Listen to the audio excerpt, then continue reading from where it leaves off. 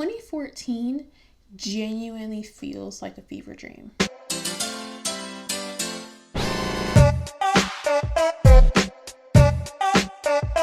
Hey guys, welcome back to my channel, and if you're new here, hi, my name is Zhariya Smith, and I typically make commentary videos just like this one. So if you happen to like that, or you happen to like my semi-gorgeous face, depending on who you asked, you can subscribe down below, hit the notification bell, blah blah blah.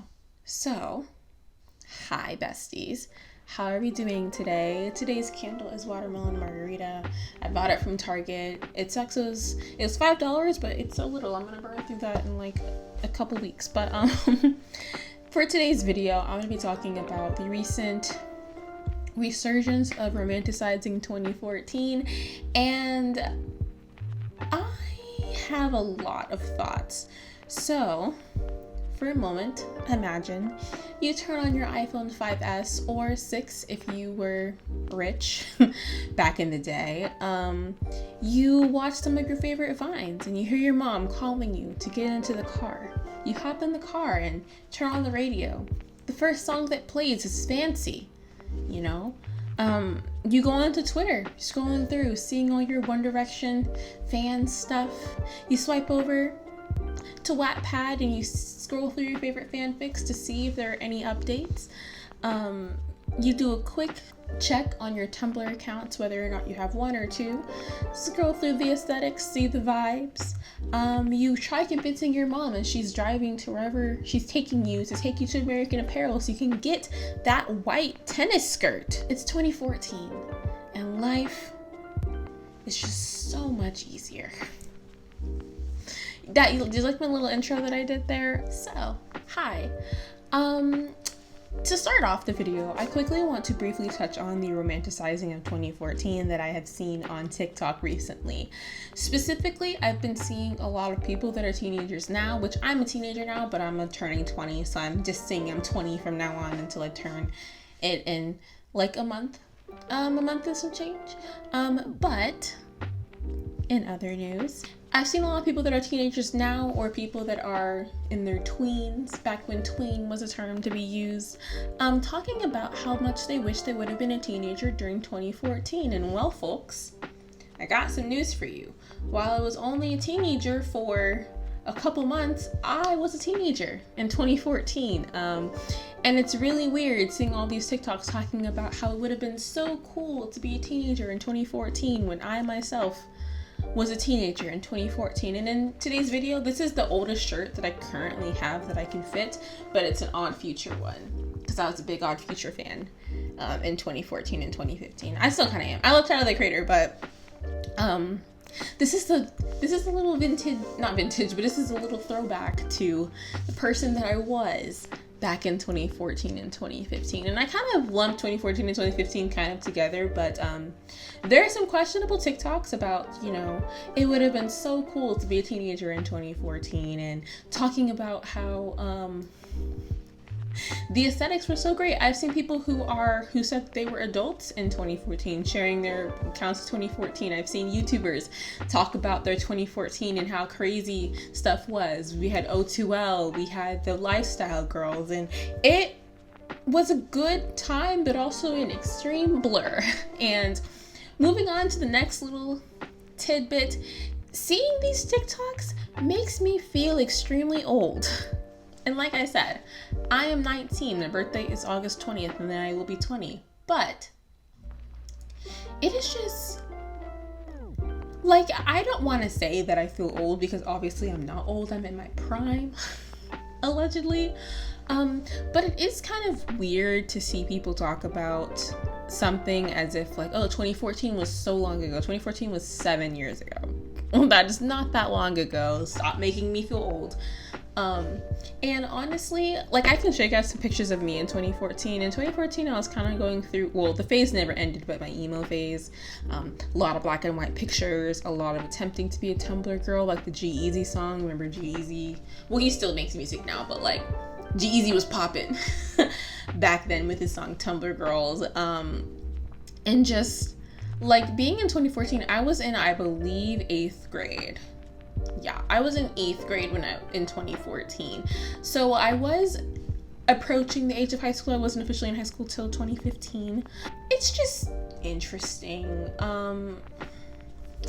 I used to have Google Photos where I have like all of my old stuff, and like I said in my last video, I went through and deleted all of my old receipts. If you haven't watched that video, watch it. But scrolling through my phone, pictures that I had, I was very emo, very emo, in a very, not ideal situation going on. Friend-wise, I was also going to a private school, so I didn't get the vibe of being in public school. In 2014, I was in private school, so I only wore my cutesy little outfits and posting on Tumblr and all of that stuff outside of school, but I was also in sports and everything under the sun.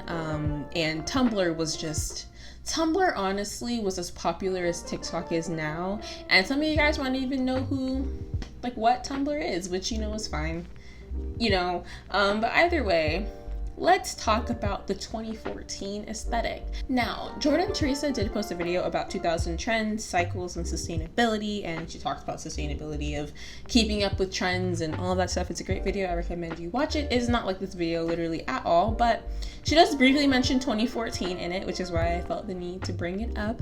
But the 2014 aesthetic is what people are mainly talking about on TikTok. They missed the aesthetic of 2014, which in my opinion, just bring it back. Or trend cycles happen every 20 years, so I'm sure in 2034, which, I'll be 33.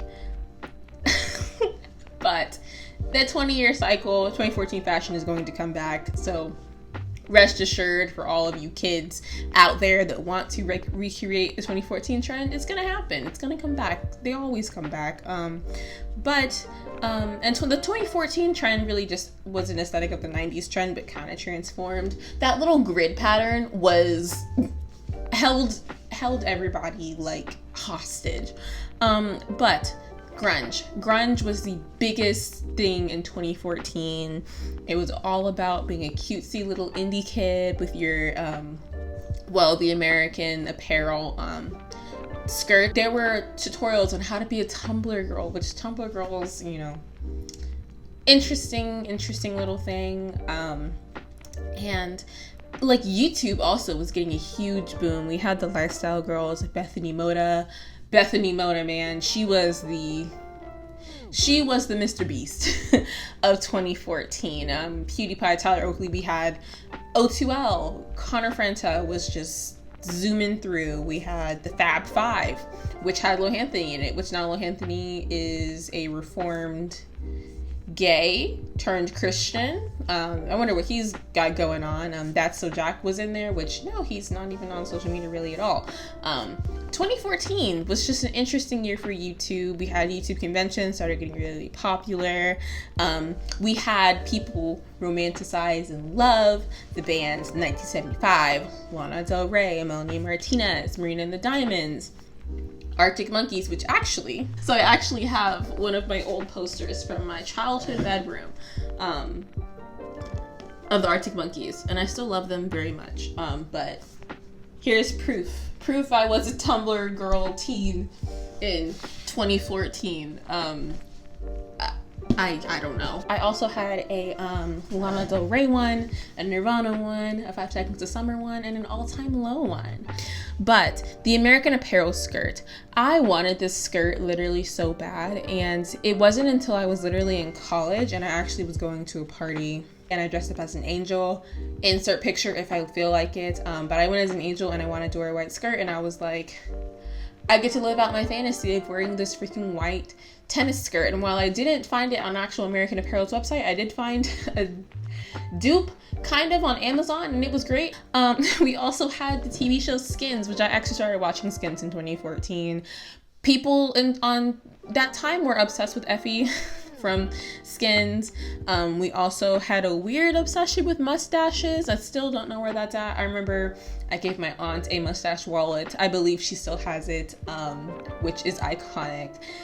Also, this is a random tidbit, but Kylie Jenner's teal hair. If you know, you literally know. Kylie Jenner also at this time made a public Snapchat, and the name, which she still has to this day, which I feel like she should change, Mostly because of the implications behind it, but her Snapchat username, and you can go and look this up right now, is Clizzle My Nizzle.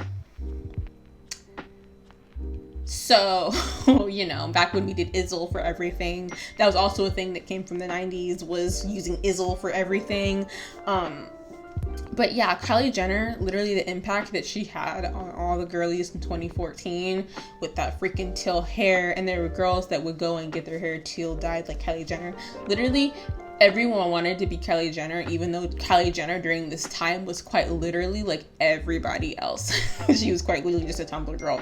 So that is the 2014 aesthetic. And now I want to quickly revisit 2014. I had a lot of fun researching stuff that happened in 2014 that simply went over my head that I have no recollection of. And that is the #1 song on the Billboard charts for 2014 was Happy by Pharrell Williams. That song, that music video haunts me to this day. If I hear that song again, in fact, I probably will hear it in like 3 years and be like, oh, so nostalgic. But like right now, if I hear Happy, I might punch someone in the face over. The Colorado legalized recreational marijuana, which was pretty huge. Now there are more states that have it legalized, but back then, oof, that was quite progressive. Then we have the Malaysian Airlines flight 370 that disappeared in the Indian Ocean. I wonder, did they ever find that flight?